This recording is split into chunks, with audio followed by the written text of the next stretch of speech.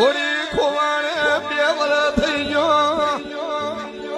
બાપા જીવ્યા મર્યાના વાવોળ નથી કોતો વાવોળ બતાવો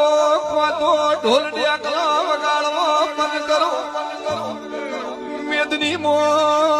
મ્યાશના લાજે પાછી પડી લમણો વાળ્યો